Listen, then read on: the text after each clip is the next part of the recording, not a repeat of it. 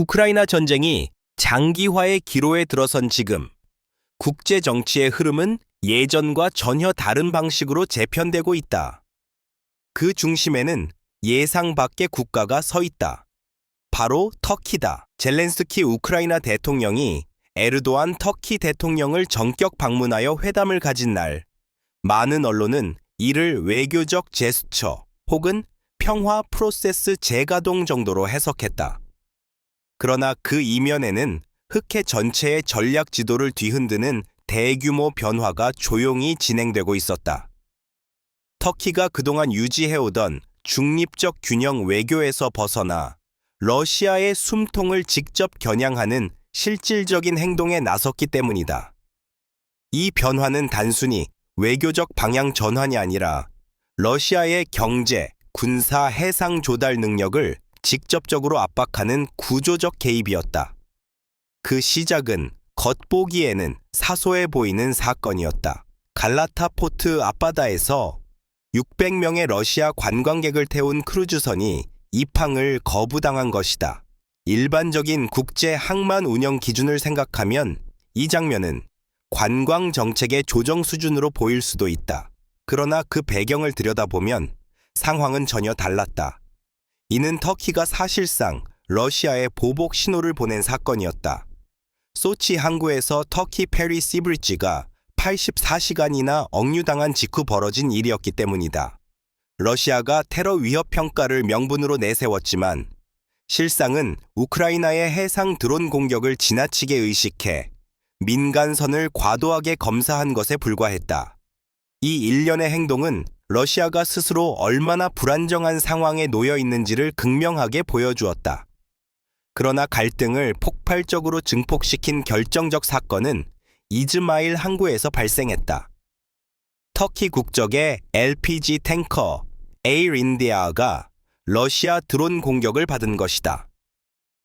러시아는 우크라이나 항만을 폭격하는 과정에서 터키 선박을 공격한 것이라고 해명했지만 이는 나토 회원국에 대한 군사적 위협과 크게 다르지 않았다. 특히 16명의 터키 선원이 죽음의 위험에 직면했다는 사실은 터키 내부 여론을 격렬하게 자극했다. 이 사건은 터키가 러시아에 대해 기존의 외교적 균형을 무조건 유지할 수 없게 된 결정적인 계기였다. 터키가 가진 가장 강력한 전략적 카드가 바로 흑해와 지중해를 잇는 보스포루스와 다르다넬스 해협이라는 점을 고려하면 러시아의 오판은 치명적이었다. 이 해협은 러시아 원유 수출과 군사 물자 이동의 핵심 경로다. 전 세계로 이어지는 러시아의 해상 물류는 사실상 이 좁은 통로에 의존한다. 만약 터키가 안전 점검을 이유로 통과하는 러시아 유조선의 선박, 검사를 강화하거나 통행을 지연하기로 결정한다면 단 몇 시간만으로도 러시아는 수백만 달러 규모의 손실을 입게 될 수 있다. 특히 러시아가 제재 회피를 위해 운영하는 노후 그림자 유조선들은 안전 기준을 충족하지 못하는 경우가 많아 터키가 이를 문제 삼는 순간 러시아의 수출은 즉시 마비될 가능성이 있었다. 여기에 최근 미국과 터키 사이의 LNG 협력이 급격히 강화되면서 터키는 과거처럼 러시아 가스에 의존하지 않아도 되는 에너지 자율성을 확보했다. 러시아가 매년 반복해온 겨울에 가스를 줄이겠다는 압박은 더 이상 효과가 없어졌다. 이는 터키가 러시아에 보다 강경한 태도를 유지할 수 있게 된 근본적인 배경이었다. 에너지 의존도가 낮아진 순간부터 터키는 러시아에 대한 외교적 견제에서 실제 행동을 동반한 강도 높은 전략으로 전환할 수 있게 된 것이다. 이 상황 속에서 미국에서 유출된 춤홀계 항의 협상안은 우크라이나가 영토 일부를 포기할 가능성을 언급하며 큰 논란을 불러일으켰지만 터키는 전혀 다른 메시지를 던지고 있었다. 터키는 젤렌스키에게 러시아는 약해지고 있으며 흑해 전선에서는 이미 기세가 꺾였다 하고 직접적으로 조언했다. 이는 우크라이나가 협상 테이블에서 미국과 유럽의 양보 압박을 그대로 받아들이지 않도록 전략적으로 영향력을 행사하는 중요한 좌표였다. 터키는 우크라이나가 협상 과정에서 심리적으로 주도권을 잃지 않도록 실질적 근거를 바탕으로 지원한 셈이었다. 이 과정에서 크림반도는 가장 민감한 전장이 되었다. 9월 크림 플랫폼 회의에서 터키 국방부 장관이 크림반도는 우크라이나 영토라고 공식 선언한 것은 단순한 외교적 제스처가 아니라 터키의 전략 노선이 완전히 바뀌고 있음을 의미했다. 이어 발표된 뉴욕 선언에서 50개국 이상이 러시아 제재 회피망 차단에 동참하겠다고 서명하면서 러시아의 그림자 선단, 자금 회피 경로, 페이퍼 기업 구조가 모두 국제적인 감시망에 들어갔다. 여기에는 러시아 선박의 항구 접근 제한이라는 매우 직접적인 조치가 포함되어 있어 해협을 통제하는 터키가 사실상 핵심 집행국이 되는 구조였다. 뉴욕 선언 이후 러시아 흑해 함대가 받은 타격은 더욱 심각했다. 러시아는 주요 전투기를 크림반도에서 급히 철수시켰고 흑해 함대의 20% 이상이 전투 불능 상태에 빠졌다. 이는 러시아가 크림반도를 전략 자산으로 유지할 수 없다는 신호였다. 크림은 더 이상 러시아의 지배의 상징이 아니라 언제든지 폭발할 수 있는 취약한 약점으로 변화하고 있었다. 이 모든 상황은 결국 푸틴이 구사해온 곡물 에너지 무기화 전략이 터키의 돌연한 방향 전환으로 인해 완전히 무너지고 있음을 의미했다. 러시아가 터키와 함께 구축하려던 가스 허브 계획은 사실상 소멸되었고, 이는 러시아의 장기적 전략에 큰 타격을 주었다. 터키는 러시아 경제의 동맥을 조용히, 그러나 치명적으로 압박하고 있었으며, 이는 전쟁 이후의 정세에도 깊은 영향을 미치고 있다. 흑해를 둘러싼 힘의 균형은 지금 완전히 재편되고 있다.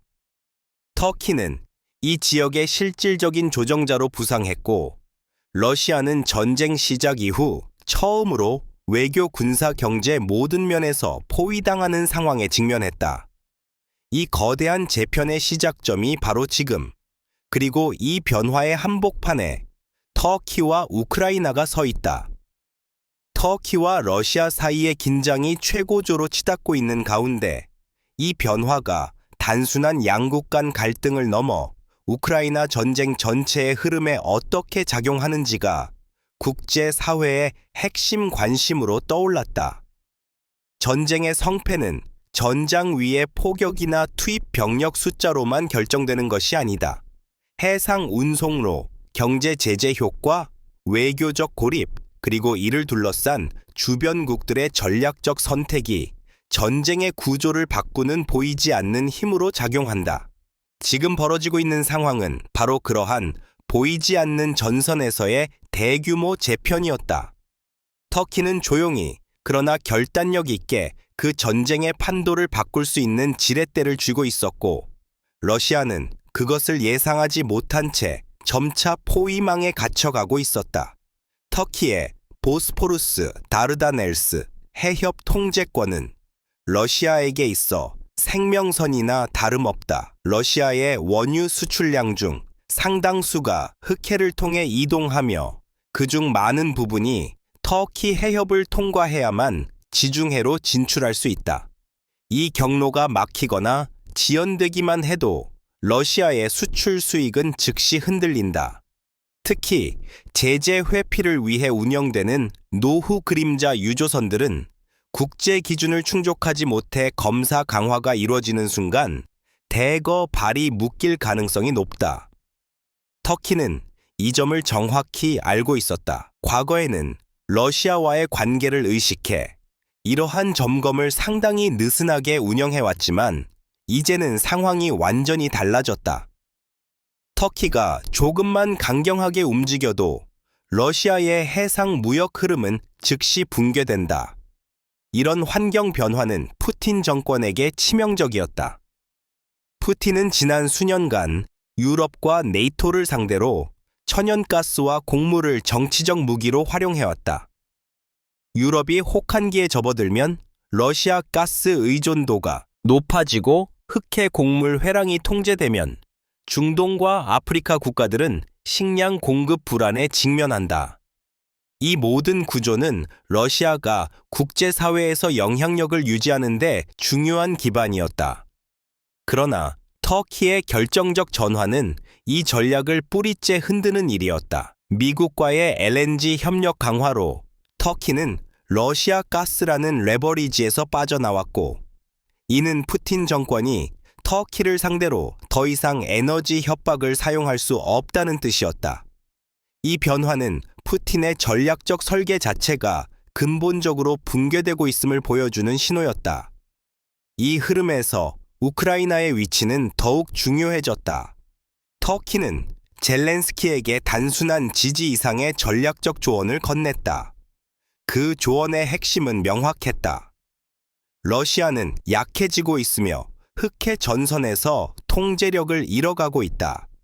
협상에서 서두를 필요가 없다. 이는 우크라이나가 미국과 유럽의 압박 속에서도 협상장에서 주도권을 유지하게 만드는 심리적 전략적 기반이었다. 미국에서 유출된 협상안은 우크라이나의 영토 양보 가능성을 시사했지만, 터키는 그러한 접근을 단호하게 비판하며 우크라이나에게 장기적 시각을 가져야 한다고 주장했다.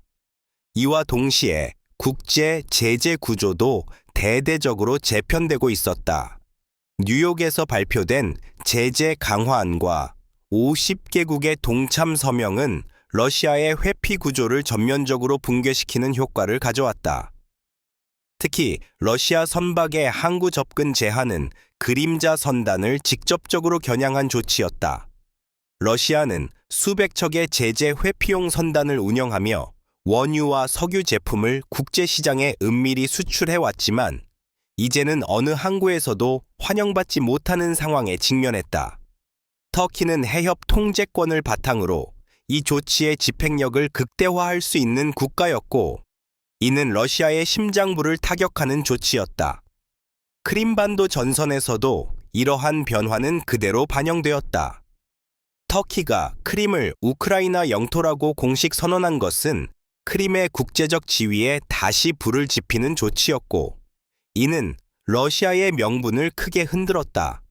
터키의 발언 직후 러시아 흑해 함대는 연속적인 공격을 받으며 전력의 큰 부분을 상실했고, 러시아는 크림 주둔 전투기를 다수 본토로 이동시키는 조치를 취했다. 이는 러시아가 크림 내 제해권과 제공권 모두를 상실하고 있음을 보여주는 결정적인 장면이었다. 크림 반도는 이제 러시아의 자랑이 아니라 부담으로 변하기 시작했다. 크림에 대한 국제적 압박이 고조되면서 러시아의 전략은 점차 방어적 성격으로 바뀌었다. 러시아는 흑해에서의 자유로운 이동 능력을 상실했으며, 우크라이나의 해상 드론 공격은 러시아 군사 물류 능력을 지속적으로 잠식하고 있었다. 러시아는 해군 전력과 군수 지원 모두에서 큰 손실을 입는 반면, 우크라이나는 나토 국가들과의 기술 협력을 통해 점점 더 효율적인 원거리 타격 능력을 확보해 나가고 있었다. 이 모든 흐름은 우크라이나에게 협상에서 보다 유리한 지위를 제공했다. 종합적으로 볼 때 지금 흑해에서 벌어지고 있는 일들은 하나의 사건으로 설명할 수 있는 단순한 충돌이 아니다. 이는 에너지, 해상 무역, 군사 전략, 외교 지형이 동시에 재편되는 국제 질서의 대변동이다. 그 중심에서 터키는 전쟁의 판도를 움직이는 실질적 조정자의 역할을 맡기 시작했다. 러시아는 전쟁 초기에 보여주었던 기세와 달리 점점 더 취약한 상태로 몰리고 있으며, 경제 군사 외교에서 동시에 압박을 받고 있다. 이 거대한 변화는 우크라이나 전쟁 이후 세계 질서에도 깊은 영향을 미칠 것이다. 흑해는 더 이상 러시아가 통제하는 바다가 아니며 새로운 균형이 형성되고 있다. 터키는 이 전선에서 핵심 국가로 부상했으며, 러시아의 영향력은 역사적으로 가장 큰 폭으로 약화되고 있다. 푸틴 시대의 전략적 기반이 무너지는 가운데 국제사회는 지금 다시 한번 흑해를 중심으로 새로운 세계 질서의 윤곽을 지켜보고 있다.